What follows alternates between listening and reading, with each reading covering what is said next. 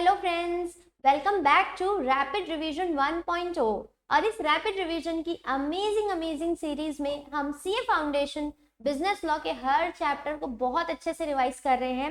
And Indeed पूरा का पूरा सिलेबस समझ लो रिवाइज हो चुका है। सिर्फ 2 चैप्टर बचे हैं, limited liability partnership act and दूसरा नेगोशिएबल इंस्ट्रूमेंट एक्ट। उसके अलावा सारे चैप्टर्स हो चुके हैं रिवाइज, वीडियोज हो चुके हैं अपलोड। ओके, सो आज हम क्या करने वाले हैं, लिमिटेड लाइबिलिटी पार्टनरशिप एक्ट 2008। और कैसे रिवाइज करेंगे, पूरा रिवीजन जो है वो होने वाला है मेरे हैंड रिटन नोट से। ठीक है दोस्तों, तो बिना टाइम वेस्ट किए हम पहले समझते हैं कि भैया ये एलएलपी एक्ट आया क्यों। ठीक है, वाई एलएलपी एक्ट। अरे भैया मैं एलएलपी एक्ट पढ़ूं ही क्यों, ये है कौन सी चीज। तो पहले ये पढ़ते हैं कि ये एलएलपी एक्ट की जरूरत क्यों पड़ी। ठीक है, तो दो दोस्त है। एक दोस्त का नाम है संजू एंड दूसरी उसकी फ्रेंड का नाम है मंजू। ठीक है, संजू और मंजू जो है 2 दोस्त हैं। अब संजू और मंजू जो है बहुत टेस्टी जो है खाना बनाते हैं। ठीक है, बहुत टेस्टी खाना बनाते हैं। एंड एक दिन जो है इन लोग क्या कर रहे थे पता है, अपने घर वालों के लिए कॉफी बना रहे थे। और इतनी टेस्टी कॉफी बन गई कि घर वाले तो भाई एकदम कॉफी के दीवाने हो गए। आस पड़ोस सब लोग उस कॉफी के दीवाने हो गए। तो संजू मंजू दोनों के दिमाग में आया कि क्यों ना हम इस कॉफी को बेचने का क्या करें, बिजनेस करें। क्यों ना हम कॉफी जो है उसका क्या करें, बिजनेस करें। भाई बस स्टारबक्स ही थोड़ी ना छाता रहेगा, इंडिया की भी तो हमको कोई ब्रांड चाहिए ना। तो दोनों ने सोचा कि क्या करते हैं, एक कॉफी की जो है बहुत अच्छी सी जो है हम शॉप खोलेंगे और उसके बाद जो है क्या करेंगे, हम पूरे के पूरे देश में विदेश में हर जगह इसको फैला देंगे। तो ये इन लोग का प्लान था। बट क्या था ना, यहाँ पे क्या था, संजू जो है, ठीक है, संजू सोच तो रही थी बिजनेस करने का, बट इसके मन में डर था। क्या डर था पता है, इसके मन में ये डर था कि भाई बिजनेस चला तो बहुत अच्छी बात है, बट अगर नहीं चला तो उस केस में क्या हो जाएगा, हमारी लाइबिलिटी अनलिमिटेड हो जाएगी। अगर हम पार्टनरशिप जो है, पार्टनरशिप के रूप में अगर हम अपने बिजनेस को स्टार्ट करेंगे, तो हमको पता है पार्टनरशिप का क्या फीचर होता है कि जो भी पार्टनर्स रहते हैं उनकी लाइबिलिटी क्या होती है, अनलिमिटेड होती है। मतलब अगर पार्टनरशिप फर्म में लॉस हो रहा है तो आपको अपने घर से जो है पैसा लेके आना पड़ेगा उस लॉस को रिकवर करने के लिए। तो ये पार्टनरशिप फर्म की कैरेक्टरिस्टिक है। ठीक है, तो संजू इस बात से डर रही है। मंजू क्यों डर रही है, मंजू बोलती है संजू को, यार तू छोड़ ना, अपन अपन जो है पार्टनरशिप नहीं करते, अपन एक काम करते, कंपनी बना के काम करेंगे। कंपनी बना के काम करेंगे, बट कंपनी बना के काम करने में भी एक डर लग रहा है दोनों को। क्या डर लग रहा है भाई, अगर आप कंपनी बना दिए तो ये तो है कि लाइबिलिटी लिमिटेड हो जाएगी, इसमें तो कोई प्रॉब्लम नहीं है। लाइबिलिटी यहाँ पे क्या रहेगी, लिमिटेड रहेगी। मतलब जितना पैसा संजू और मंजू ने बिजनेस में लगाया है ना, मैक्सिमम उनको उतना ही नुकसान होगा, उससे ज्यादा तो नुकसान होने वाला है नहीं।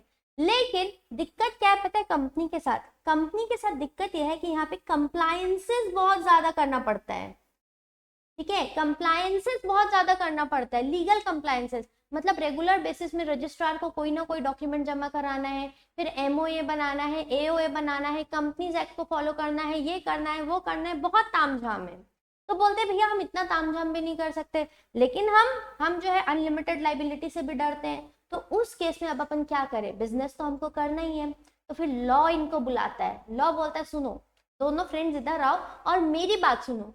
तुम जैसे लोगों के लिए ही जो अनलिमिटेड लाइबिलिटी से डरते हैं लेकिन जिनको फ्लेक्सिबिलिटी भी चाहिए, जिनको बहुत सारी कंप्लायंसेस भी नहीं चाहिए, उनके लिए जो है हमने क्या बनाया है पता है, उनके लिए हमने बना दिया है लिमिटेड लाइबिलिटी पार्टनरशिप एक्ट 2008।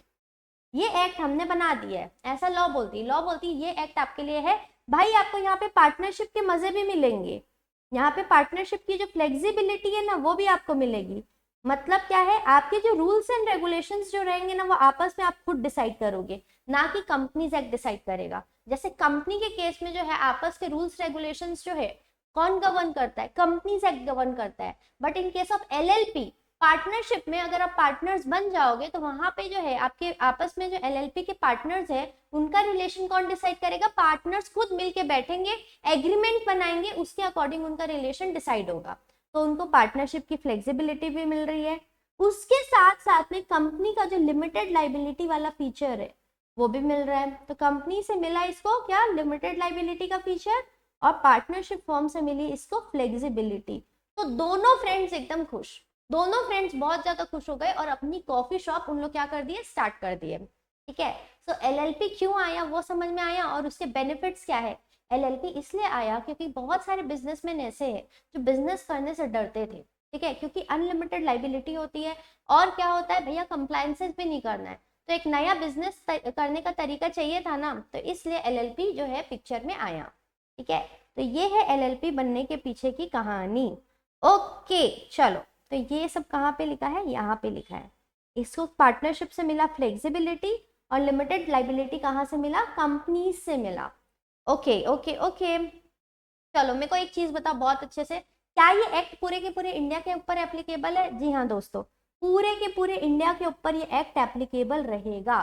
ठीक है, फिर उसके बाद जो है इसमें कितने सेक्शंस हैं, तो इसमें 81 सेक्शंस हैं, 81 सेक्शंस हैं, और इसमें 4 शेड्यूल्स हैं।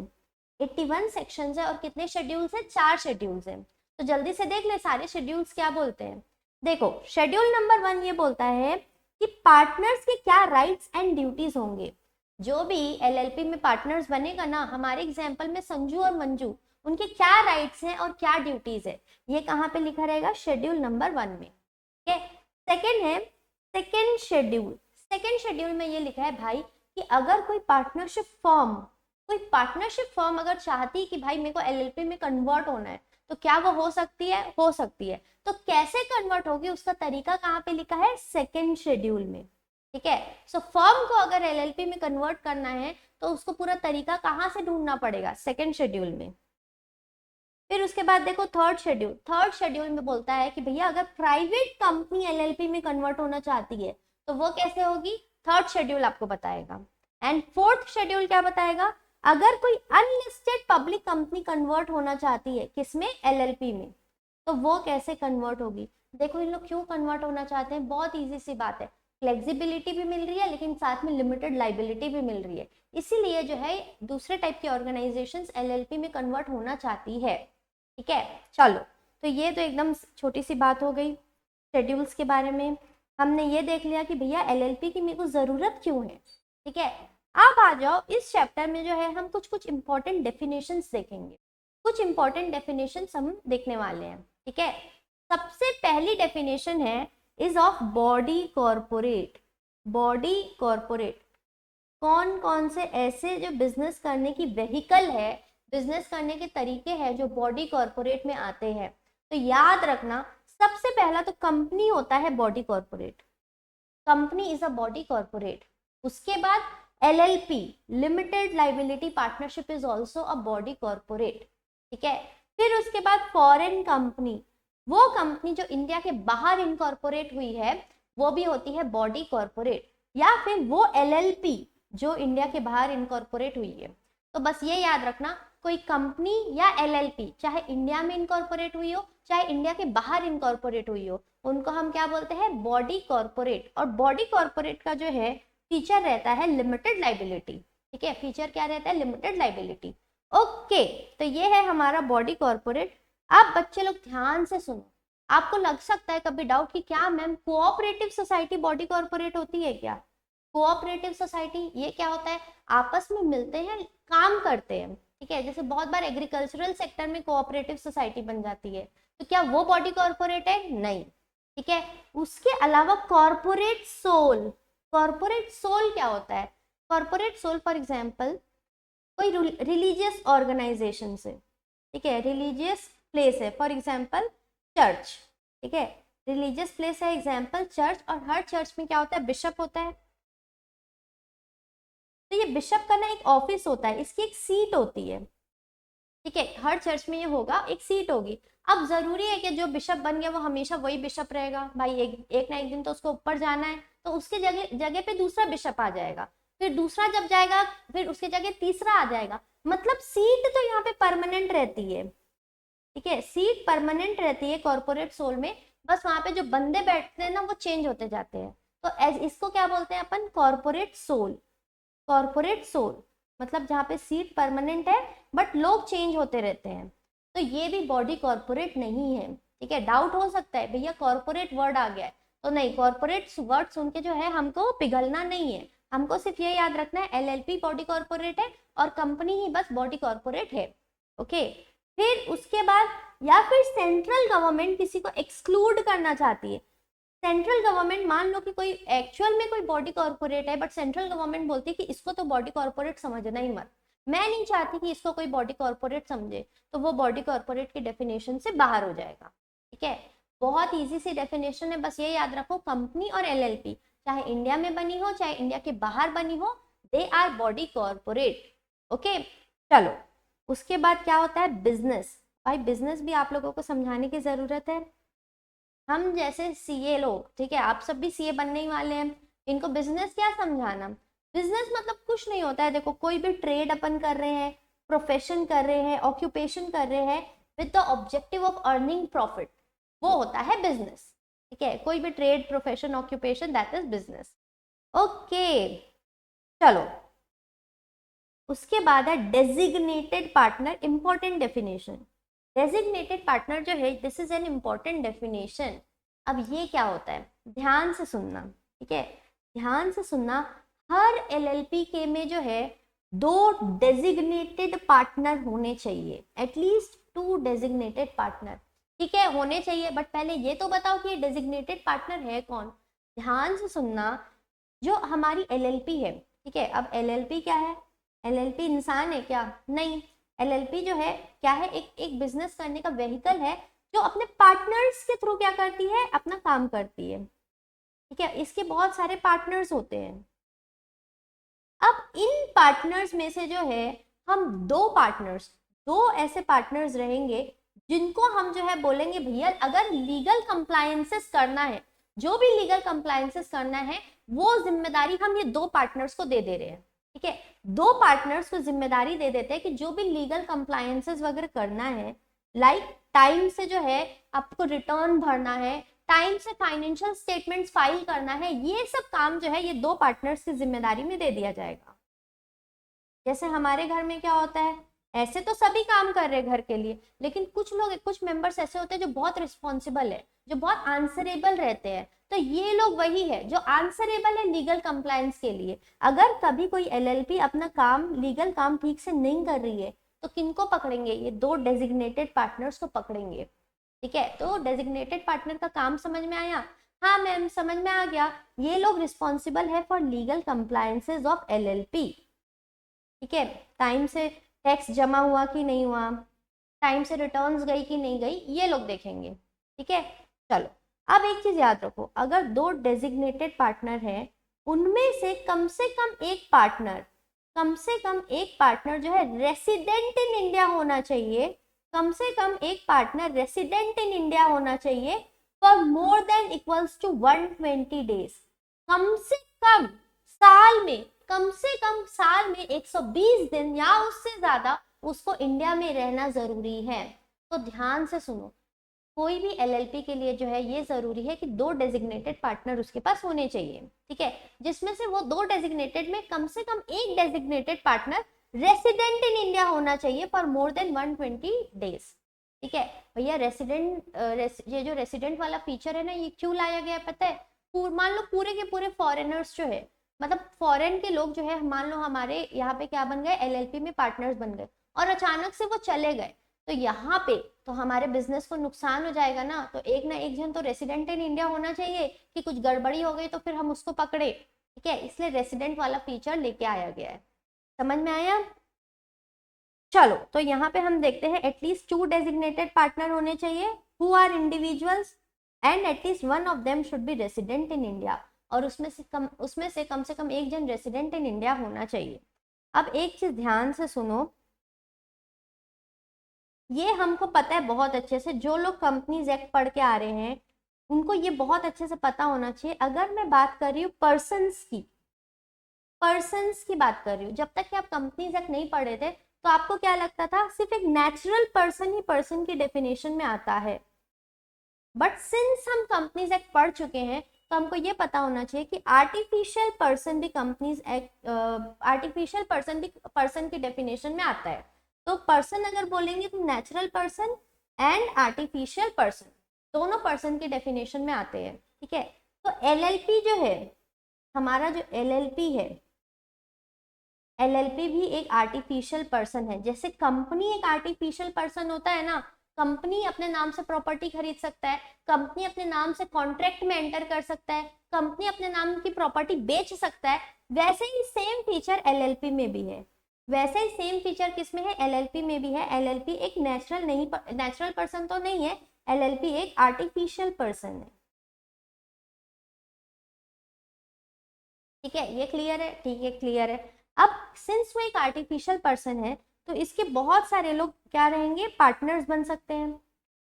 तो जो लोग इसके पार्टनर बन रहे हैं, मान लो एक पार्टनर है इसका मनोज, मनोज पार्टनर बन रहा है, एक पार्टनर है इसका सुरेश।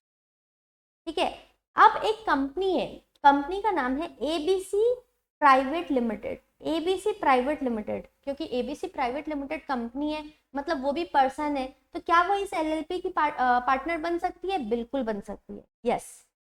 एक दूसरी LLP है, मान लो एक LLP का नाम है XYZ LLP। ठीक है, XYZ LLP एक LLP का नाम है। वो LLP ये वाली LLP की क्या बनना चाहती है? पार्टनर बनना चाहती है। तो क्या बन सकती है? क्या बिल्कुल बन सकती है। तो याद रखना, एक LLP में कौन कौन पार्टनर बन सकता है? पर्सन पार्टनर बन सकते हैं, चाहे वो नेचुरल पर्सन हो चाहे वो आर्टिफिशियल पर्सन हो। ठीक है, यहाँ तक क्लियर? ओके मैम, क्लियर हो गया है। अब ये दोनों को पिक्चर से हटा देते हैं, मनोज और सुरेश को। अब देखो इस LLP में कितने पार्टनर्स हैं? दो पार्टनर्स हैं, XYZ LLP and ABC private limited, ये दोनों पार्टनर है। अब मेरे को यहाँ पे ये बताओ, इसमें डेजिग्नेटेड पार्टनर हम कैसे बनाएं? क्योंकि हर LLP में दो डेजिग्नेटेड पार्टनर तो होने चाहिए, जिसमें से एक जो है क्या होना चाहिए? कम से कम एक जो है resident for more than 120 days, more than equals to 120 days होना चाहिए। तो इस केस में ये जो भी कंपनी है या LLP है, ये अपना नॉमिनी, ठीक है, अपना एक रिप्रेजेंटेटिव जो है वो भेजेगी, और वो जो है क्या रहेगा? डेजिग्नेटेड पार्टनर रहेगा। ये लोग क्या रहेंगे? Designated partner.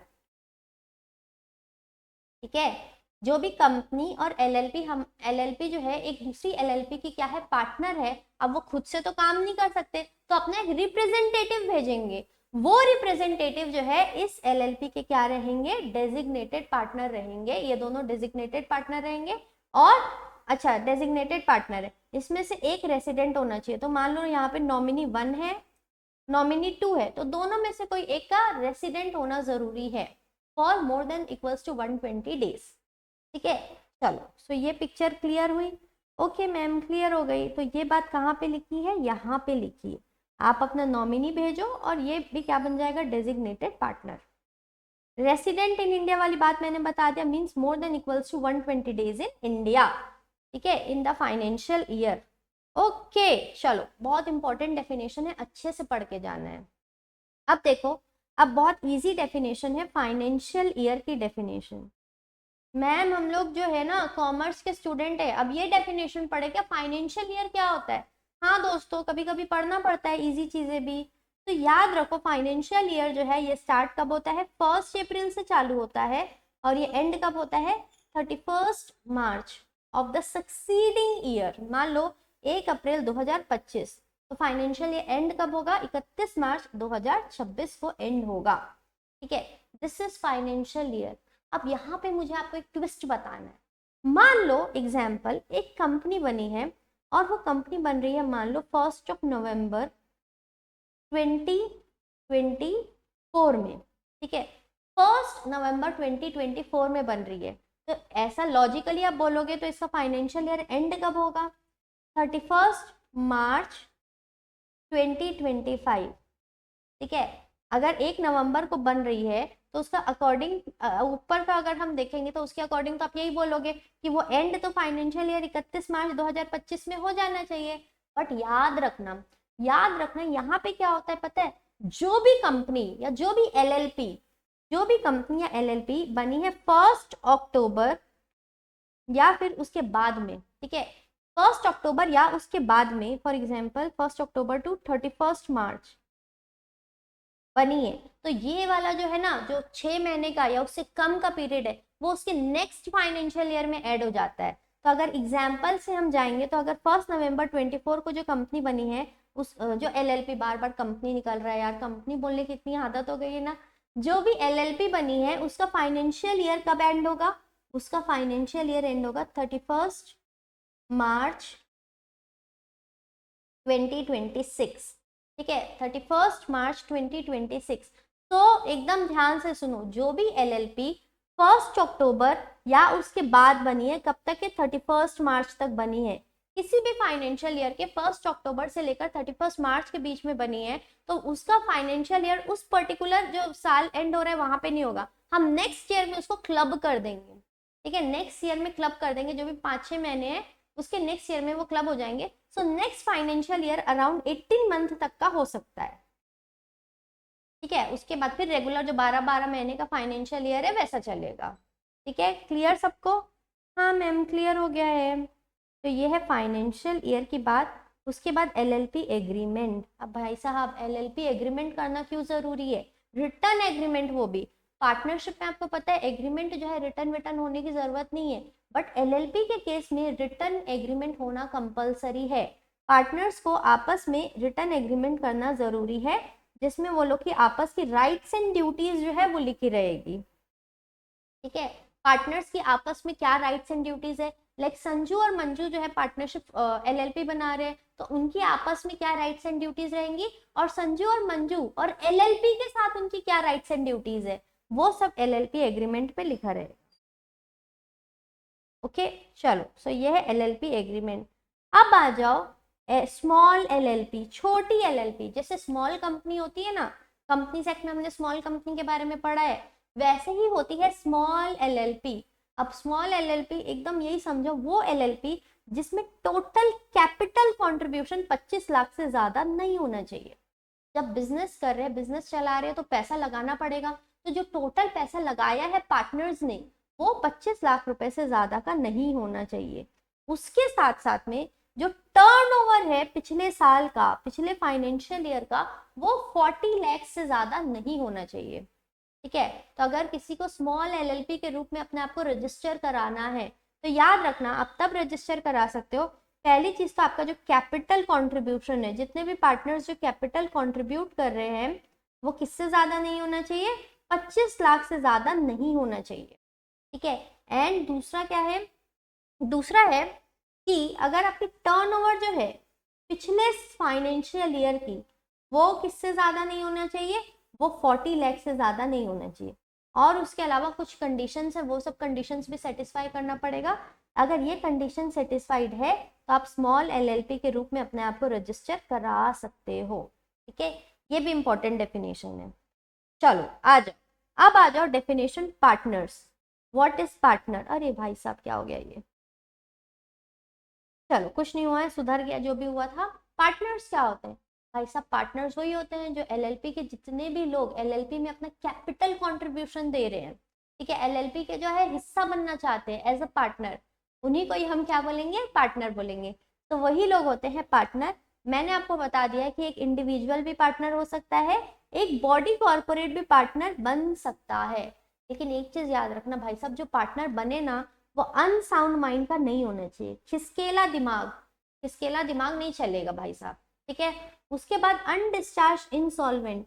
भाई साहब इंसॉल्वेंट को क्यों ही पार्टनर बना रहे हो? अपनी नैया डुबाने के लिए? आप बनाना भी चाहोगे ना तो लॉ आपको रोक देगा, लॉ आपके हाथ पकड़ देगा, बोलेगा भाई साहब नहीं बनाना है। तो अनडिस्चार्ज इंसॉल्वेंट भी पार्टनर नहीं बन सकता। या फिर वो पर्सन जो अभी इंसॉल्वेंट तो नहीं हुआ है, लेकिन उसने कोर्ट में अपने अप्लाई कर दिया, कोर्ट को बोल दिया कि कोर्ट मेरे को इंसॉल्वेंट डिक्लेयर कर दे, ऐसे पर्सन को भी आपको पार्टनर नहीं बनाना है। ठीक है, तो अनसाउंड माइंड, अनडिस्चार्ज इंसॉल्वेंट, ये सब लोग पार्टनर नहीं बनने चाहिए भैया। ठीक है, चलो सो ये क्लियर है। अब आ जाओ आगे क्या बोलता है भैया, LLP बना रहे हो ना, तो ये तो भैया LLP है, पार्टनरशिप वर्ड आ गया। पार्टनरशिप के वैसे इसमें कोई एज सच अपन देखेंगे पार्टनरशिप एक्ट से बहुत ज्यादा लिंक्ड नहीं है, लेकिन पार्टनरशिप बोले तो क्या, एक से ज्यादा लोग, तो LLP में लिमिटेड लाइबिलिटी पार्टनरशिप है, तो कम से कम 2 लोग तो चाहिए हमको। ठीक है, कम से कम 2 लोग चाहिए हमको पार्टनरशिप बनाने के लिए, सॉरी LLP बनाने के लिए 2 लोग तो चाहिए। हाँ बिल्कुल चाहिए। तो ये 2 लोग मिलके क्या करेंगे? बिजनेस करेंगे, उसमें तो हमको कोई डाउट नहीं है, करो बिजनेस, कोई बात नहीं है, 2 लोग मिलके जो है बिजनेस करेंगे। अब मान लो एक पार्टनरशिप फॉर्म है जिसमें A और B 2 पार्टनर्स हैं। अरे अब पार्टनरशिप फॉर्म सॉरी गॉड, क्या हो रहा है में से, एलएलपी या तो कंपनी निकलता है या तो पार्टनरशिप निकलता है, क्योंकि इतना वाइड टॉपिक है ना, पूरे मुंह में वही नाम है। तो मान लो एलएलपी है, एलएलपी है, उसमें दो पार्टनर्स है ए और बी, ठीक है, ये दो पार्टनर्स हैं। अब मान लो कि ए और बी का क्या हो जाता है, झगड़ा हो जाता है, और बी जो है ये एलएलपी छोड़ के जा रहा है, बी जो है एलएलपी को टाटा बाय सी यू सब बोल के निकल गया, ठीक है। अब ए जो है ना, मान लो ए उसके बाद भी जो है बिजनेस कंटिन्यू करता है, और बिजनेस कंटिन्यू कर रहा है 6 महीने या उससे ज्यादा पीरियड के लिए, लाइक मोर देन 6 मंथ, 6 महीने तक तो ठीक है, 6 महीने से ज्यादा पीरियड के लिए बिजनेस कंटिन्यू कर रहा है, तो उस केस में याद रखना 6 महीने के बाद ये ए जो है ना, जो अकेला बिजनेस कंटिन्यू कर रहा है एलएलपी का, उसकी लाइबिलिटी अनलिमिटेड हो जाएगी, अनलिमिटेड हो जाएगी। अगर अकेला बिजनेस कंटिन्यू कर रहा है, बी के अपने पार्टनर के जाने के बाद भी क्या कर रहे हैं, 6 महीने बीत गए भैया, पार्टनर को गए, आपको दूसरा पार्टनर ढूंढ लेना था, आप नहीं ढूंढे, और बिजनेस 6 महीने के बाद कंटिन्यू चलते जा रहा है, तो 6 महीने के बाद आपकी लाइबिलिटी क्या हो जाएगी, अनलिमिटेड हो जाएगी।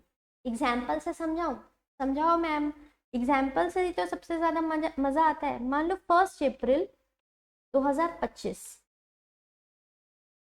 इस दिन जो है बी जो है ना बोलता है सी यू बाय टाटा, खत्म, बाय बाय टाटा सब बोल के जो है वो जा रहा है, ठीक है। बी जो है बोलता है भाई साहब मैं जा रहा हूँ, तो अब यहाँ पे जो है ए जो है वो फिर भी बिजनेस कंटिन्यू कर रहा है, ठीक है, बिजनेस कंटिन्यू कर रहा है, ठीक है ठीक है, करते जा रहा है, ये कर रहा है मान लो 30 सितंबर, 30 सितंबर तक तो कोई दिक्कत की बात नहीं है, यहाँ पे जो है ए की लाइबिलिटी लिमिटेड ही रहेगी, 6 महीने तक लिमिटेड ही रहेगी। उसके बाद भी कंटिन्यू कर रहा है, उसके बाद भी बोलता है इसको क्या जो शर्ट है कंटिन्यू ही कर रहा है और नया पार्टनर लेके ही नहीं आ रहा है, इस पीरियड में जो है ए की लाइबिलिटी अनलिमिटेड हो जाएगी। तो मान लो इस पीरियड में ए ने 10 लाख रुपए का लोन ले लिया एलएलपी के लिए, तो ये 10 लाख रुपए का लोन पे करने का पूरा जो रिस्पॉन्सिबिलिटी है वो ए की है, और ए का बिजनेस अगर अच्छे से नहीं चलेगा तो घर से पैसा लाना पड़ेगा लोन को पे करने के लिए, ठीक है। तो ये है, चलो बच्चों ये हो गया मिनिमम नंबर ऑफ पार्टनर्स 2, और अगर 2 से कम हो गए तो क्या कहानी है वो मैंने आप लोगों को बता दी, ठीक है। अब देखो, अच्छा हमने कुछ डेफिनेशंस देखे, अब एक चीज देखना, कैरेक्टरिस्टिक्स ऑफ एलएलपी, एलएलपी की कैरेक्टरिस्टिक्स क्या है, बहुत इजी इजी सी कैरेक्टरिस्टिक है दोस्तों। सबसे पहली चीज तो बॉडी कॉर्पोरेट है, बॉडी कॉर्पोरेट है, ये हम पढ़ के आ रहे हैं, सेपरेट लीगल एंटिटी है, परपेचुअल सक्सेशन है, ये सब तो रहेगा। Separate legal entity, perpetual succession हमने बहुत अच्छे से कहाँ पे पढ़ा है, कंपनीज एक्ट में, कंपनीज एक्ट में पढ़ा है। ये हमारी एलएलपी है, ये एलएलपी एक अलग से एक पर्सन है, ठीक है, ये एलएलपी का खुद का अस्तित्व है, खुद की एग्जिस्टेंस है, खुद सेपरेट है ये, और इसके जो भी पार्टनर्स हैं, जो एलएलपी बना रहे हैं वो पार्टनर्स जो है ये लोग सेपरेट है। तो यहाँ पे हर कोई सेपरेट है ना, एलएलपी अपना सेपरेट है, पार्टनर्स अपना सेपरेट है। मान लो क्या, पार्टनर्स तो जब एलएलपी बना रहे हैं तो अपना कैपिटल तो कंट्रीब्यूट करेंगे, तो ये लोगों ने पैसा लगा दिया इस एलएलपी में, ठीक है, और इस एलएलपी ने जो है उस पैसे से जो है एसेट्स खरीद लिए, तो क्या वो एसेट्स एलएलपी के नाम पे रहेंगे कि ये पार्टनर्स के नाम पे रहेंगे, भैया वो एसेट्स एलएलपी के नाम पे रहेंगे, ठीक है, क्योंकि एलएलपी की सेपरेट लीगल एंटिटी है, अपने आप में वो एक अस्तित्व है, अपने आप में वो एक पर्सन है, सेपरेट लीगल एंटिटी। क्या एलएलपी चाहे तो अपना कोई एसेट बेच सकती है क्या, बिल्कुल बेच सकती है। चाहे क्या एलएलपी चाहे तो कोई एसेट खरीद सकती है क्या अपने नाम से, बिल्कुल खरीद सकती है। हाँ ये बात है भाई कि वो आर्टिफिशियल पर्सन है, तो उसके जो पार्टनर्स है ना वो लोग उसके बिहाफ में काम करेंगे, ठीक है, वो लोग पार्टनर्स उसके बिहाफ में काम करेंगे। और पार्टनर्स के राइट्स एंड ड्यूटीज कैसे डिसाइड होते हैं, तो पार्टनर्स के rights and duties LLP agreement, LLP agreement बनाते हैं आपस में पार्टनर्स, और उसमें लिखा रहता है कि भाई पार्टनर नंबर 1 का ये राइट है, पार्टनर नंबर 2 का ये राइट है, पार्टनर नंबर 3 का ये राइट है, इनकी ड्यूटीज क्या है, इनके रिलेशंस क्या है, वो सब कहाँ पे लिखा रहेगा, एलएलपी एग्रीमेंट पे, और इसी के अकॉर्डिंग ये लोग एलएलपी का काम करेंगे, ठीक है। चलो तो बॉडी कॉर्पोरेट है, परपेचुअल सक्सेशन, जी हाँ दोस्तों, परपेचुअल सक्सेशन, जैसे कंपनी का एक इंपॉर्टेंट फीचर है परपेचुअल सक्सेशन, सेम एलएलपी का है। परपेचुअल सक्सेशन क्या बोलता है पता है, चाहे पार्टनर्स आए चाहे जाए, ठीक है, हमारी एलएलपी हमेशा चलते रहेगी, एलएलपी चलते रहेगी अनटिल एंड अनलेस उसको लॉ की वजह से बंद होना पड़े। ठीक है, तो मान लो ये एलएलपी है और इसमें मान लो 50 पार्टनर्स हैं, और 50 पार्टनर्स में जैसे मान लो 10 पार्टनर छोड़ के चले गए, तो क्या एलएलपी बंद हो जाएगी क्या? नहीं दोस्तों, एलएलपी चलते ही रहेगी। ठीक है, जब तक ये बंद नहीं होती, जब तक ये लॉ उसको जो है बंद नहीं कर देता, या फिर एक ही पार्टनर बच गया है। जब एक ही पार्टनर बच गया, कम से कम 2 पार्टनर भी नहीं है, तो उस केस में जो है एलएलपी को आप वाइंड अप कर सकते हैं, बंद कर सकते हैं। अदरवाइज पार्टनर्स आए जाए कोई फर्क नहीं पड़ता, एलएलपी चलते रहेगी। सेपरेट लीगल एंटिटी मैंने बता दिया है। एलएलपी के जो पार्टनर्स है और एलएलपी है, दोनों की अलग अलग पर्सनैलिटी है, दोनों अलग है। फिर mutual agency, very important, mutual agency. अब यहाँ पे आप लोग पार्टनरशिप फर्म को याद करो।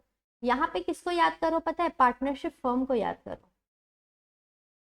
पार्टनरशिप फर्म जो थी ना, मान लो वहां पे 2 पार्टनर्स हैं, ए और बी। ये दोनों पार्टनर्स एक दूसरे के एजेंट भी होते हैं। ठीक है, दोनों पार्टनर्स एक दूसरे के एजेंट है, प्लस दोनों पार्टनर्स जो है पार्टनरशिप फर्म के भी एजेंट है। ये अपनी फर्म के भी एजेंट है, और ये क्या है, एक दूसरे के भी एजेंट होते हैं। मतलब ए ने अगर कोई काम कर दिया पार्टनरशिप फर्म के बिहाफ में, तो बी को वो क्या कर सकता है? बाइंड कर सकता है उस काम से। चाहे गलत काम किया हो चाहे सही काम किया हो, वो बी को बाइंड कर सकता है। लेकिन अगर एलएलपी की बात करेंगे, एलएलपी के केस में जो है, ये जो पार्टनर्स है ना, मान लो 2 पार्टनर्स है एक्स और वाई, एलएलपी के 2 पार्टनर्स है एक्स और वाई, ये दोनों पार्टनर्स एक दूसरे के एजेंट नहीं है, दोनों एक दूसरे के एजेंट नहीं है। तो मान लो एक्स ने कुछ गलत काम कर दिया, पार्टनर एलएलपी के नाम पे कुछ गलत काम कर दिया, तो क्या वाई उस गलत काम से लायबल होगा? नहीं होगा। अगर ऑथराइज्ड काम किया है, एक्स ने अगर ऑथराइज्ड काम किया, ऑथराइज्ड मतलब जो चीज के लिए उसको परमिशन दी गई थी by LLP deed. LLP deed अपन देखे ना, एलएलपी में पार्टनर्स के बीच में एग्रीमेंट होता है, तो वो उसके अकॉर्डिंग अगर एक्स काम कर रहा है, तब तो वो वाई को लाइबल कर सकता है, क्योंकि वो डीड के अकॉर्डिंग कर रहा है। लेकिन अगर मान लो कि वो ऐसा कोई काम कर रहा है जो अनऑथराइज्ड है, उस केस में दूसरा पार्टनर को वो बाइंड नहीं कर सकता अपने काम से। ठीक है, तो यहाँ पे एक पार्टनर और दूसरा पार्टनर एक दूसरे के एजेंट नहीं होते हैं। वो लोग किसके एजेंट होते हैं? वो लोग सिर्फ एलएलपी के एजेंट होते हैं। वो लोग एलएलपी को बाइंड कर सकते हैं अपने काम से, दूसरे पार्टनर को बाइंड नहीं कर सकते। ठीक है, तो ये है एलएलपी का म्यूचुअल एजेंसी, वेरी इंपॉर्टेंट, बहुत इंपॉर्टेंट है ये। ठीक है, इसको एक बार रीड करें। All partners are agent of LLP alone, सिर्फ वो एलएलपी के एजेंट है, they are not agent of one another, एक दूसरे के एजेंट नहीं है वो लोग। No partner is liable on the independent or unauthorized actions of other partners, thus individual partners are shielded from joint liability created by another partner's wrongful decisions or misconduct। मतलब भैया shielded मतलब protected। अगर ए ने यहाँ पे x ने जो है गलत काम कर दिया जो ऑथराइज नहीं था, तो उस केस में वाई को भुगतान जो है उसका देने की जरूरत नहीं है, वाई को लॉस बियर करने की जरूरत नहीं है अगर ए गलत काम कर रहा है तो। या वाई अगर जो है बिजनेस के नाम से कुछ गलत काम कर रहा है, तो एक्स वो नुकसान बियर करने वाला नहीं है। फिर वो कौन बियर करेगा? वाई ही बियर करेगा, क्योंकि वाई ने गलत काम किया है। ठीक है, तो ये है। चलो, एलएलपी एग्रीमेंट हमको पता है, एलएलपी एग्रीमेंट में क्या होता है, जितने भी पार्टनर्स है एलएलपी के, उसमें उसकी राइट्स एंड ड्यूटीज लिखी रहती है, उसी के अकॉर्डिंग ये लोग क्या करते हैं, काम करते हैं। ठीक है, फिर आर्टिफिशियल लीगल पर्सन, भाई साहब जैसे एक नॉर्मल पर्सन होता है, वैसे एलएलपी क्या है, आर्टिफिशियल लीगल पर्सन है। तो वो अपने नाम से प्रॉपर्टी रख सकता है, अपने नाम से कॉन्ट्रैक्ट में एंटर कर सकता है, अपने नाम से किसी को स्यू कर सकता है, कोई और एलएलपी को स्यू कर सकता है। तो जो एक नॉर्मल पर्सन के पास राइट्स है, same rights are with LLP also. Okay, फिर कॉमन सील,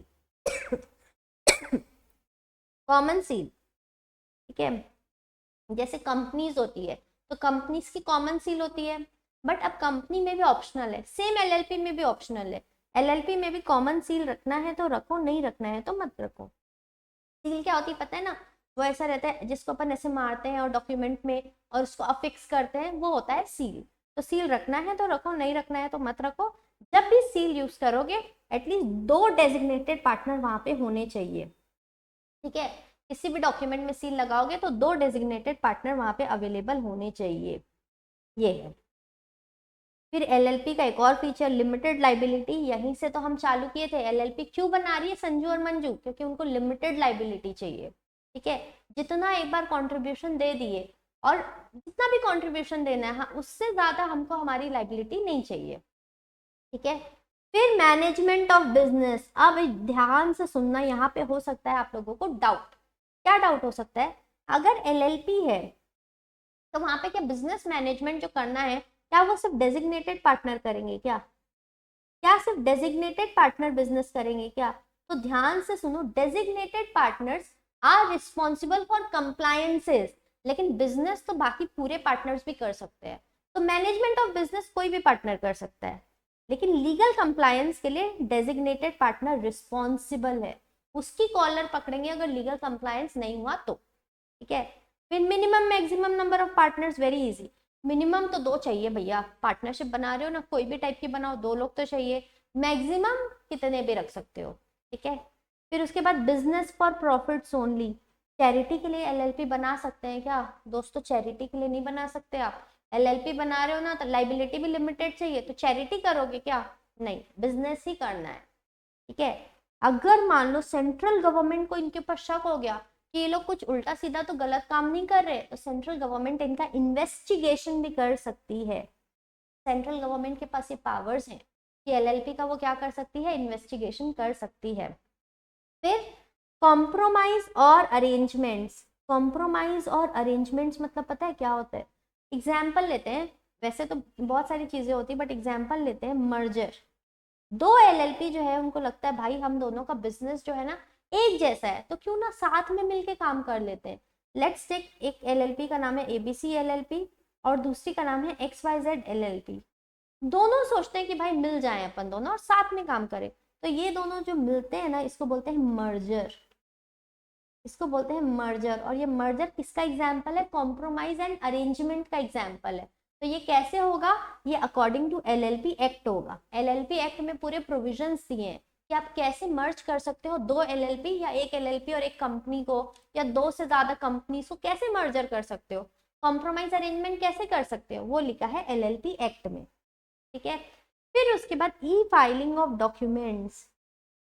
अब देखो दोस्तों, पूरा जो अभी अपना जो काम होता है ना, वो सब इलेक्ट्रॉनिक मोड में होता है। जो भी फाइलिंग्स, पहले फाइलिंग्स फिजिकल मोड में होती थी, जाके डिपार्टमेंट में हम पूरा जो है हार्ड कॉपी में जमा कराते थे डॉक्यूमेंट्स।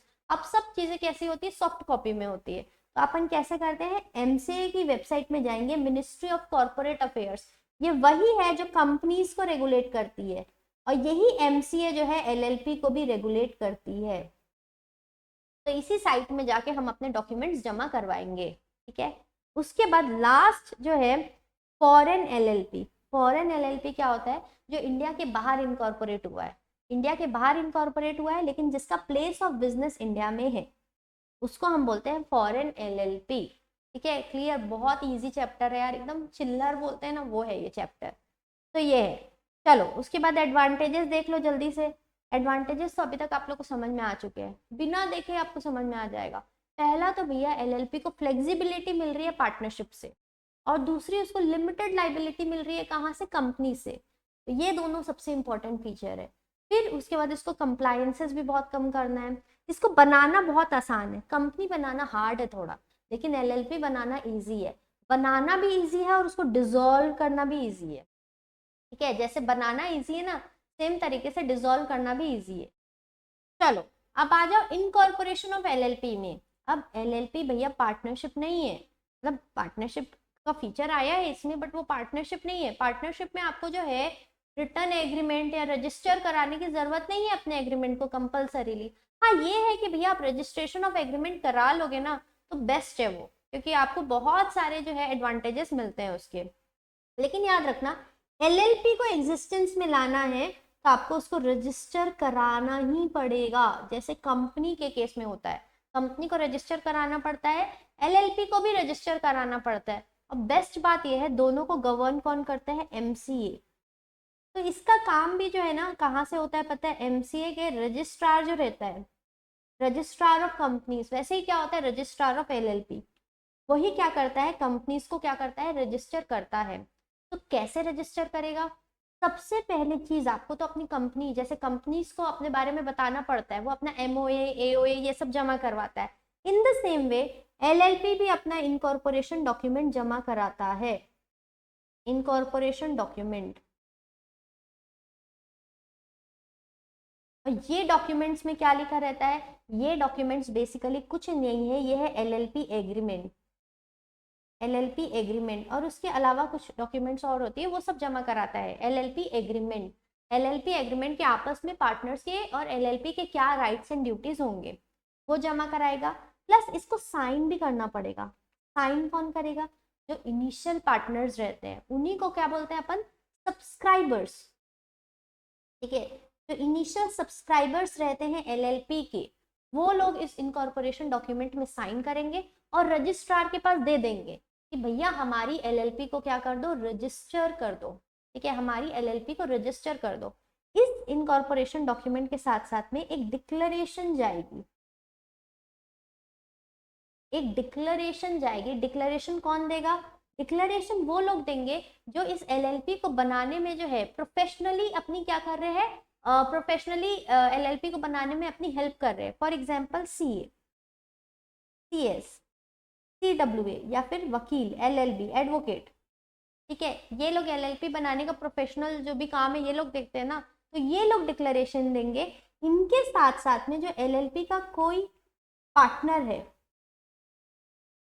कोई भी एक पार्टनर, वो डिक्लेरेशन देगा। क्या डिक्लेरेशन देगा पता है, ये डिक्लेरेशन देगा कि LLP बनाने से रिलेटेड जो भी रूल्स रेगुलेशंस है वो हमने सब फॉलो किया है, और जो भी हम जो जमा करा रहे चीजें वो सब सच सच बात बताती है।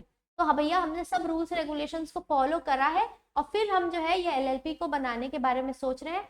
सब जो डॉक्यूमेंट्स फाइल करना था हमने सही सही डॉक्यूमेंट्स फाइल किया है, ऐसी डिक्लेरेशन देना पड़ेगा।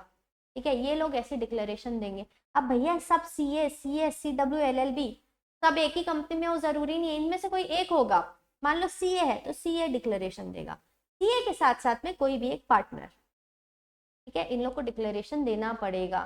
जैसे ही डिक्लेरेशन मिलती है, देखो कहाँ पे है अपन, ये पहला तो इनकॉर्पोरेशन डॉक्यूमेंट दे दिए, फिर डिक्लेरेशन दे दिए, ये डिक्लेरेशन हो गया हमारा, इनकॉर्पोरेशन डॉक्यूमेंट, डिक्लेरेशन दे दिए।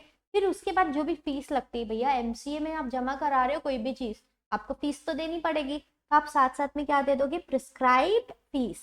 प्रिस्क्राइब्ड फीस आप दोगे ये डॉक्यूमेंट्स जमा कराने के टाइम पे। ये डॉक्यूमेंट्स में और क्या क्या लिखा रहेगा, ये डॉक्यूमेंट्स में और लिखा रहेगा कि आपकी फर्म का नाम क्या है, जो आप LLP बना रहे हो ना उसका नाम क्या है, वो क्या बिजनेस करेगी, उसका एड्रेस क्या है, रजिस्टर्ड ऑफिस कहाँ है और रजिस्टर्ड ऑफिस का एड्रेस कहाँ है, और जो भी पार्टनर्स हैं और जो डेजिग्नेटेड पार्टनर्स हैं उनका नाम क्या है। ठीक है, ये लोग की सबकी जानकारी जाती है दोस्तों, जो पार्टनर्स हैं, पार्टनर्स कहाँ रहता है, क्या नेशनैलिटी, सब सब जानकारी जो है हम साथ में देंगे इनकॉर्पोरेशन डॉक्यूमेंट के साथ में।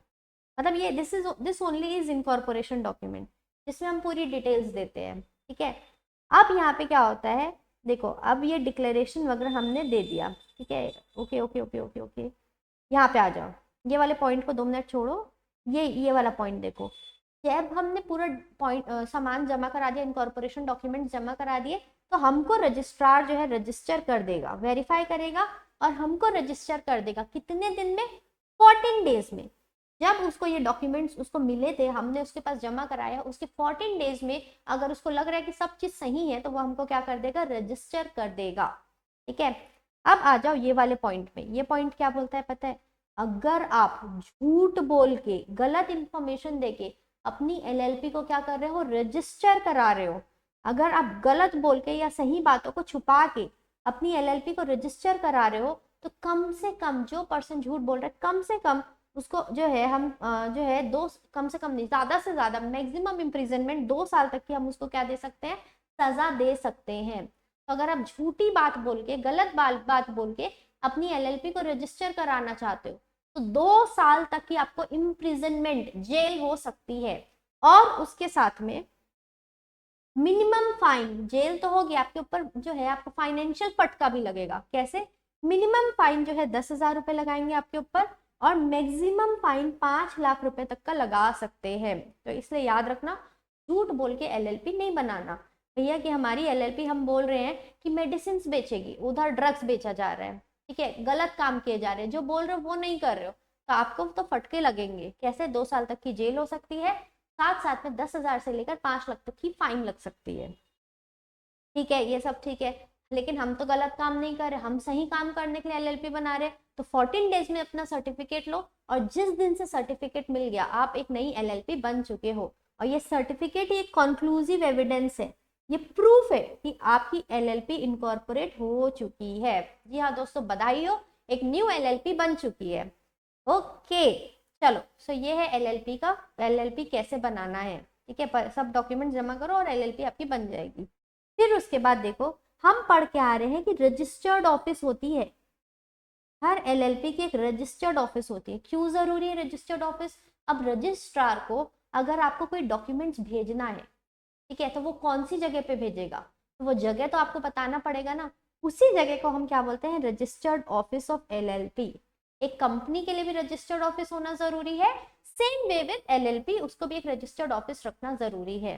ठीक है, चलो, अब ये बहुत इजी सी बात है यार, ये पढ़ाने का भी मन नहीं। अगर रजिस्ट्रेशन हो गया एलएलपी का तो क्या बेनिफिट हो गया? भैया एलएलपी अपने नाम से प्रॉपर्टी खरीद सकती है, एलएलपी अपने नाम से बिजनेस करेगी, एलएलपी अपने नाम से क्रेडिटर रखेगी, एलएलपी अपने नाम से उसके डेटर हो सकते हैं, एलएलपी प्रॉपर्टी बेच सकती है, एलएलपी किसी के ऊपर केस कर सकती है, एलएलपी के ऊपर कोई केस कर सकता है। तो जो राइट एक नॉर्मल पर्सन को है, सब राइट्स एलएलपी को मिल जाएंगे। ओके, सो ये है इफेक्ट्स ऑफ रजिस्ट्रेशन। चलो, सो आगे देखो, नेम, नेम के बारे में क्या बोलते हैं? रजिस्टर्ड ऑफिस के बारे में तो देख ले कि उसकी रजिस्टर्ड ऑफिस का एड्रेस आपको देना पड़ेगा, ताकि रजिस्ट्रार को जो भी आपको नोटिस देना है वो आपके उसी एड्रेस में भेजे। नाम, नाम के लिए ये बोला गया है भैया कि आप एलएलपी का नाम ऐसा रखो जो ना अनडिजायरेबल ना हो। ठीक है, अनडिजायरेबल मतलब सेंट्रल गवर्नमेंट मना करती है वैसे नाम रखने के लिए, उल्टा सीधा नाम रख दिए, जैसे गवर्नमेंट, गवर्नमेंट एलएलपी, ऐसा नाम नहीं रखना है जो आपका लिंक गवर्नमेंट के साथ दिखाए, या क्वीन एलएलपी या किंग एलएलपी, ये होते हैं अनडिजायरेबल नेम, ऐसे नाम नहीं रखना है। ठीक है, या फिर कोई और एलएलपी का ऑलरेडी वैसा नाम है, लेकिन आप चाहते हो वैसा नाम रखना, तो क्या आप रख सकते हो? क्या नहीं? तो अनडिजायरेबल नहीं होना चाहिए, किसी और एलएलपी के नाम के जैसा भी नहीं होना चाहिए। ठीक है, और आपको अपने नाम के आगे एलएलपी वर्ड लिखना जरूरी है, या तो लिमिटेड लाइबिलिटी पार्टनरशिप पूरा फुल फॉर्म में लिखो, या उसका शॉर्टकट एलएलपी भी लिख सकते हो। ठीक है, तो ये तो हो गया नाम की बात। अब सुनो, अगर आप चाहते हो कि आप अपने कोई, आपको एक नाम पसंद आ रहा है और आप वो अपने एलएलपी के लिए रिजर्व करना चाहते हो, तो उसके लिए क्या करेंगे? उसके लिए रजिस्ट्रार को अप्लाई करो, रजिस्ट्रार को आप क्या करो? अप्लाई करो, प्रॉपर फॉर्मेट है, प्रॉपर जो फॉर्म है उसके थ्रू, और फीस वीस देके अप्लाई करो। अगर रजिस्ट्रार को लगता है कि नहीं, नाम मैच नहीं हो रहा है किसी और एलएलपी से, और अनडिजायरेबल भी नहीं है, तो वो आपका नाम 3 महीने के लिए रजिस्टर अपने पास जो है क्या करके रख सकता है? रिजर्व करके रख सकता है, रिजर्व करके रख सकता है। मतलब मेरा मेरा मन है कि मेरे को एक बिजनेस चालू करना है, एक नाम मेरे को बहुत पसंद आ गया कि ये नाम मेरे को मेरे बिजनेस का रखना है। अब मैं रजिस्ट्रार के पास जाऊंगी, अब जा रही हूँ, इसका ये मतलब नहीं पैदल चलते चलते गए, ऑनलाइन हम उस तक पहुंचेंगे और हम उसको ऑनलाइन बोलेंगे कि ये नाम मेरे को रखना है। रजिस्ट्रार को लगता है कि नहीं, ऐसा नाम किसी और का नहीं है और नाम अनडिजायरेबल भी नहीं, तो वो आपके लिए 3 महीने तक नाम रिजर्व करके रख देगा।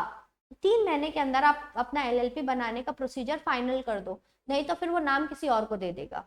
ठीक है, चलो, उसके बाद change of name of LLP. LLP का नाम आपको पता है, आपको गवर्नमेंट, सेंट्रल गवर्नमेंट, अब जब मैं सेंट्रल गवर्नमेंट बोल रही हूँ ना, तो सेंट्रल गवर्नमेंट मतलब मोदी जी डायरेक्ट आके ये सब काम नहीं करेंगे। जो ये डिपार्टमेंट है जो कंपनी लॉ को गवर्न करता है, ठीक है, मिनिस्ट्री ऑफ कॉर्पोरेट अफेयर्स, उसमें भी रजिस्ट्रार या रीजनल डायरेक्टर्स, ये सब लोग ये काम देखते हैं। तो जब हम इस चैप्टर में सेंट्रल गवर्नमेंट बोलते हैं, या फिर जब हम कंपनीज एक्ट में भी सेंट्रल गवर्नमेंट बोलते हैं, तो हम मोस्ट ऑफ द टाइम किसकी बात करते हैं? रजिस्ट्रार की या फिर रीजनल डायरेक्टर की। ठीक है, इनकी बात करते हैं। तो मान लो रजिस्ट्रार और रीजनल डायरेक्टर को लग रहा है कि आपकी जो एलएलपी है वो बन तो गई, लेकिन बनने के बाद लग रहा है कि उसका नाम जो है ना अनडिजायरेबल था, या फिर उसको लगता है कि भैया इस नाम से ऑलरेडी कोई और बिजनेस चला रहा है, आइडेंटिकल है विथ डिफरेंट बिजनेस, या फिर ऐसा नाम आपने ले लिया है जो ट्रेडमार्क किया जा चुका है, ऑलरेडी किसी और ने उस नाम से जो है अपना ट्रेडमार्क बना दिया है। ट्रेडमार्क क्या होता है पता है? अगर एक किसी चीज से के ऊपर आपने ट्रेडमार्क जो है राइट्स ले लिए, मतलब वो पर्टिकुलर नाम कोई और यूज नहीं कर सकता। तो मान लो आपने ट्रेडमार्क जो ऑलरेडी किसी ने ट्रेडमार्क करवाया वो नाम यूज कर लिया, या कोई आइडेंटिकल नाम किसी और एलएलपी या कंपनी से आइडेंटिकल है, या अनडिजायरेबल नाम क्वीन, किंग, ये सब यूज कर लिया, तो उस केस में आपको रजिस्ट्रार जो है ये बोलेगा, क्या बोलेगा कि भाई साहब सुनो, एलएलपी सुनो, अपने नाम को चेंज करो, अपने नाम को क्या करो, चेंज करो। आपको वो क्या बोलेगा, चेंज करने के लिए बोलेगा नाम। और आपको क्या करना है, 3 महीने के अंदर, जब वो आपको नाम चेंज करने बोल रहा है उसके 3 महीने के अंदर चुपचाप आप क्या करो, उसके डायरेक्शंस को फॉलो करो और अपने नाम को चेंज कर दो। ठीक है, अपने नाम को क्या कर दो, चेंज कर दो। ओके, मान लो उसने आपको जो है 1 अप्रैल को बोला कि अपना नाम चेंज करो, तो आपको 30 जून तक का टाइम है कि भैया नाम चेंज कर दो 3 महीने के अंदर। ठीक है, आपने नाम चेंज कर दिया। जब आपने नाम चेंज कर दिया उसके 15 दिन के अंदर आपको क्या करना है, उसके 15 दिन के अंदर आपको रजिस्ट्रार को बताना है कि हमने नाम चेंज कर दिया है। मान लो आपको 1 अप्रैल को उसने बोला, आपने 10 अप्रैल को ही सोच लिया कि हमको नाम क्या रखना है, आपने डिसाइड कर लिया, तो 10 अप्रैल के बाद 15 दिन, ठीक है, तो 25 अप्रैल तक आपको जो है रजिस्ट्रार को बताना पड़ेगा, नोटिस देना पड़ेगा कि भैया ये हमारा नया नाम है। ठीक है, फिर नए नाम को भी रजिस्ट्रार अच्छे से चेक करेगा, और एक बार चेक कर दिया उसके बाद जो है वो आपको जो है नया सर्टिफिकेट ऑफ इनकॉर्पोरेशन दे देगा जिसमें आपका नया नाम लिखा हुआ है। ठीक है, तो आपने नाम चेंज किया 3 महीने के टाइम के अंदर, जब चेंज किया उसके 15 दिन के अंदर आप रजिस्ट्रार को नोटिस दे दो कि भैया हमने नाम चेंज कर दिया है। रजिस्ट्रार अच्छे से चेक करेगा, वेरीफाई करेगा, फिर आपको नया सर्टिफिकेट ऑफ इनकॉर्पोरेशन दे देगा। जब वो आपको न्यू सर्टिफिकेट ऑफ इनकॉर्पोरेशन दे रहा है उसके बाद जो है उसके 30 दिन के अंदर, 30 डेज के अंदर आपको क्या करना है पता है, जो भी आपकी एलएलपी एग्रीमेंट आपने बनाई है उसमें हर जगह जहाँ पे पुराना नाम है ना उसके जगह पे नया नाम आपको यूज करना पड़ेगा। ठीक है, जो पुराना नाम है उसकी जगह आपको नया नाम यूज करना पड़ेगा 30 दिन के बाद। जो नया सर्टिफिकेट आया है उसके 30 दिन के बाद, 30 दिन के बाद मतलब 30 दिन के अंदर, बाद नहीं, 30 दिन के अंदर। ठीक है, तो ये है। और अगर मान लो, चलो एक केस तो हम इंडियन की एक सबसे अच्छी सबसे अच्छी नहीं बोलना चाहिए यार, कैरेक्टरिस्टिक है, अच्छी है बेकार है नहीं पता, हम बहुत ढीठ होते हैं। ठीक है, बहुत ढीठ होते हैं, कभी ढीठ होना अच्छा भी है बट कभी बेकार भी है। अब आपको जो है बोले जा रहा है नाम चेंज करो, आपने नहीं किया, फिर गवर्नमेंट का दिमाग खराब होगा, वो अपना अपनी खुद की इच्छा से जो है जो मनाएगा आपका नाम रख देगी। ठीक है, सुओ मोटो आपका नाम चेंज कर देगी, और फिर आपको जो है वो नाम को एक्सेप्ट करना ही पड़ेगा। ठीक है, बाद में आप चाहो तो भले चेंज के लिए अप्लाई कर सकते हो, बट उस टाइम तो आपको एक्सेप्ट करना पड़ेगा, फिर बाद में चेंज का प्रोसीजर पूरा फॉलो करो। ओके, तो ये हो गया हमारा, most of the part complete हो चुका है। अब बस 2 चीजें देखनी है कि भैया हमारी जो एलएलपी है वो एक तरीका है बिजनेस करने का और एक तरीका है पार्टनरशिप। तो दोनों में डिफरेंस क्या है, एलएलपी में और पार्टनरशिप में डिफरेंस क्या है? तो भाई डिफरेंस तो ऐसा है ना, बहुत इजी सा डिफरेंस है। देखो अपन अभी बहुत सारे डिफरेंस तो ऐसे ही गिन लेंगे। एलएलपी के केस में देखो, एलएलपी में लाइबिलिटी क्या होती है, लिमिटेड होती है, जबकि पार्टनरशिप के केस में लाइबिलिटी क्या होती है, अनलिमिटेड होती है। एलएलपी को रजिस्ट्रेशन कराना कंपलसरी है, पार्टनरशिप के केस में रजिस्ट्रेशन कराना कंपलसरी नहीं है। ठीक है, एलएलपी के केस में जो है रजिस्ट्रेशन जो होता है उसको रेगुलेट करता है एक एक्ट जिसका नाम है एलएलपी एक्ट 2008। और पार्टनरशिप को कौन रेगुलेट करता है, पार्टनरशिप एक्ट 1932। एलएलपी और पार्टनरशिप में कौन सा बॉडी कॉर्पोरेट है, तो एलएलपी बॉडी कॉर्पोरेट है, पार्टनरशिप नहीं है। किसकी सेपरेट लीगल एंटिटी है, एलएलपी सेपरेट है from its member, from its partners, जबकि पार्टनरशिप फर्म जो है, पार्टनरशिप फर्म और पार्टनर्स दोनों को सेम समझा जाता है। एलएलपी में रजिस्ट्रेशन कराना पड़ता है, पार्टनरशिप में कंपलसरी नहीं है। क्रिएशन, एलएलपी को बनाना है तो एलएलपी एक्ट में रजिस्टर कराओ, पार्टनरशिप बनाना है तो एग्रीमेंट करेंगे पार्टनर्स आपस में और आपकी पार्टनरशिप बन जाएगी। परपेचुअल सक्सेशन कहाँ पे देखने को मिलता है, एलएलपी में मेंबर्स आए जाए, इंसॉल्वेंट हो ना हो, एलएलपी चलते रहेगी। बट पार्टनरशिप के केस में हो सकता है कि अगर डेथ, इंसेनिटी मतलब मुंडा खिसक गया, पागल हो चुका है इंसान, रिटायरमेंट या इंसॉल्वेंसी आ जाए तो हो सकता है कि आपकी पार्टनरशिप बंद हो जाए। ठीक है, वहां पे भी कंपलसरी नहीं है बट हो सकता है। नेम, एलएलपी के केस में आपको एलएलपी लिखना जरूरी है नाम के आगे, लेकिन पार्टनरशिप फॉर्म में ऐसा कोई जरूरी नहीं है। लाइबिलिटी हमको पता है एलएलपी के केस में लिमिटेड है, सिर्फ अगर कोई पार्टनर फ्रॉड कर रहा है ना तो उस केस में उस पार्टनर की लाइबिलिटी अनलिमिटेड हो जाएगी, अच्छे से याद रखना। सिर्फ फ्रॉड के केस में या मिसकंडक्ट कर रहा है उस केस में पार्टनर की लाइबिलिटी अनलिमिटेड है, अदरवाइज लिमिटेड है। पार्टनरशिप में हर पार्टनर की लाइबिलिटी अनलिमिटेड है। अगर बिजनेस जो है वो हमको पेमेंट करना है हमारे क्रेडिटर को और पैसा नहीं है तो घर से पैसा लाना पड़ेगा, ठीक है। चलो, म्यूचुअल एजेंसी, एलएलपी में क्या एक पार्टनर दूसरे पार्टनर का एजेंट होता है क्या? नहीं। तो एक पार्टनर अनऑथराइज काम कर रहा है तो क्या दूसरा पार्टनर को वो बाइंड कर सकता है? नहीं कर सकता।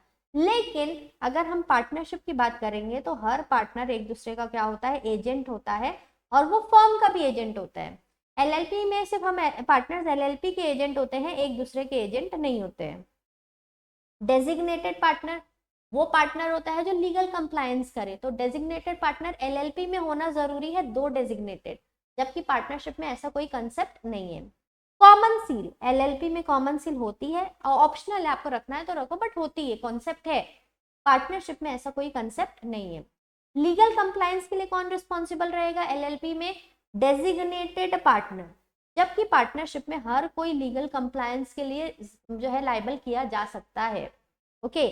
Annual filing of documents, registrar के पास आपको डॉक्यूमेंट्स जमा कराना पड़ता है, like annual statements, annual return, ठीक है, स्टेटमेंट ऑफ सॉल्वेंसी, ये सब जमा कराना पड़ता है। ये सब कहाँ पे है? एलएलपी के केस में, एलएलपी के केस में। बट ऐसी कोई रिक्वायरमेंट पार्टनरशिप में नहीं है जहाँ पे आपको एनुअल फाइलिंग ऑफ डॉक्यूमेंट्स करना पड़े। फाइलिंग किसके पास करते हैं? रजिस्ट्रार के पास। फॉरेन एलएलपी क्या फॉरेन पार्टनरशिप, क्या फॉरेन नेशनल्स हमारी एलएलपी में पार्टनर बन सकते हैं? यस, लेकिन पार्टनरशिप फॉर्म में फॉरेन नेशनल्स पार्टनरशिप फॉर्म में पार्टनर नहीं बन सकते, ठीक है। क्या एलएलपी में कोई माइनर पार्टनर बन सकता है क्या? याद रखना, a minor cannot become a partner of LLP, whereas in case of partnership firm a minor can be admitted for the benefits of partnership, ठीक है। माइनर को ले सकते हैं but only for the benefits. तो ये है आपका एलएलपी और नॉर्मल पार्टनरशिप, ठीक है। अब आ जाओ डिफरेंस देखेंगे एलएलपी और लिमिटेड लाइबिलिटी कंपनी। एलएलपी और लिमिटेड लाइबिलिटी कंपनी, तो सबसे पहला डिफरेंस तो दोनों को जो एक्ट रेगुलेट करता है, एलएलपी को एलएलपी एक्ट 2008 और लिमिटेड लाइबिलिटी कंपनी, मैंने कंपनी बोला कि पार्टनरशिप बोला? कंपनी भाई साहब, ये अपन कंपनी पढ़ रहे हैं ना, पार्टनरशिप हो चुका है, हम पढ़ रहे हैं कंपनी। तो कंपनी के लिए कौन सा एक्ट है? वो भाई साहब मैंने क्या लिखा है यार, ना गलत मैं कैसे लिख सकती हूँ? कहाँ गया पेन पेन पेन? ये वाला है, इसमें है कंपनीज एक्ट 2013, ये रेगुलेट करता है कंपनीज को, जबकि एलएलपी को एलएलपी एक्ट 2008। अब उसके बाद मेंबर्स और पार्टनर्स, एलएलपी में जो है मेंबर्स जो है उनको क्या बोलते हैं? एलएलपी जो में जो लोग रहते हैं, ठीक है, जो लोग बिजनेस करते हैं साथ में मिलके, उनको बोलते हैं पार्टनर्स। और कंपनी में जो है उनको क्या बोलते हैं? मेंबर्स, ठीक है। एलएलपी में पार्टनर्स बोलते हैं उनको, कंपनी में मेंबर्स। इनका इंटरनल गवर्नेंस स्ट्रक्चर, आपस में जो है कैसे रेगुलेट होंगे, काम कैसे करेंगे, क्या रूल्स एंड रेगुलेशंस फॉलो करेंगे, ये एलएलपी के केस में इनका एग्रीमेंट होता है और वो डिसाइड करते हैं, एग्रीमेंट के थ्रू डिसाइड होता है। जबकि अगर अपन कंपनी की बात करेंगे तो कंपनी में एज पर स्टेट्यूट, स्टेट्यूट मतलब लॉ, कंपनीज एक्ट बताएगा कि आपस में ये लोगों का कैसा जो है म्यूचुअल राइट्स एंड ड्यूटीज रहेगा, वो कंपनीज एक्ट के थ्रू पता चलेगा। जबकि एलएलपी में एग्रीमेंट के थ्रू। एलएलपी में मिनिमम कितने लोग चाहिए? 2 चाहिए, मैक्सिमम कितने? कोई लिमिट नहीं है। अगर कंपनीज की बात करेंगे तो अगर प्राइवेट कंपनी है तो मिनिमम 2, मैक्सिमम 200, पब्लिक कंपनी है तो मिनिमम 7, मैक्सिमम कोई लिमिट नहीं है, ठीक है। चलो, liability of members public partner, तो दोनों के केस में लाइबिलिटी लिमिटेड है। हाँ, लेकिन एक चीज याद रखना, एलएलपी के केस में अगर कोई पार्टनर फ्रॉड कर रहा है ना तो उसकी लाइबिलिटी फिर अनलिमिटेड हो जाएगी। एलएलपी में मैनेजमेंट कौन करता है? पार्टनर्स। और अगर कंपनीज की बात करें तो कंपनीज में मैनेजमेंट कौन करता है? डायरेक्टर्स मैनेजमेंट करते हैं, ठीक है। मिनिमम कितने डेजिग्नेटेड पार्टनर चाहिए एक एलएलपी में? 2 डेजिग्नेटेड पार्टनर, जिसमें से कम एक क्या होना चाहिए? Resident for more than 120 days in India. ठीक है। और अगर कंपनी की बात करेंगे तो प्राइवेट कंपनी में 2 डायरेक्टर और पब्लिक कंपनी में 3 डायरेक्टर्स जो है होने चाहिए। तो यहाँ दोस्तों हमारा लिमिटेड लाइबिलिटी पार्टनरशिप भी होता है पूरी तरीके से कंप्लीट। और अब हमारा सिर्फ एक चैप्टर बचा है, that is negotiable instrument act. और मैंने जो आप लोगों से प्रॉमिस किया था कि मैं अपनी जो प्रैक्टिस है उसके साथ साथ में टाइम कैसे भी मैनेज करके जो है आपके लिए जो है वीडियोस बनाऊंगी, वो होने वाला है पूरा। बस एक चैप्टर की दूरी बची है, बाकी वो कंप्लीट होने वाला है। और सितंबर वाला पीरियड जो बहुत प्रेशर वाला रहता है, पूरी इनकम टैक्स से काम होता है, ऑडिट का काम होता है, वो बहुत प्रेशर चल रहा है ऑफिस में भी, but still I am trying कि मैं जो है अपना वीडियो एकदम टाइमली बेसिस में डालूं। तो चलो यहाँ पे एलएलपी हम कंप्लीट कर चुके हैं और अब बस नेगोशिएबल इंस्ट्रूमेंट बचा है। अगर आपको वीडियो अच्छा लग रहा है तो प्लीज़ लाइक कीजिए, शेयर कीजिए, सब्सक्राइब कीजिए। और टिल देन हम जो है क्या करने वाले हैं, नेक्स्ट वीडियो आने के पहले जो है बहुत अच्छे से बाकी चीज़ों को रिवाइज करने वाले हैं एंड 80+ जो है लॉ में लाने वाले हैं। ठीक है, चलो सो मिलते हैं हम नेक्स्ट क्लास में और अच्छे से पढ़ाई करना है।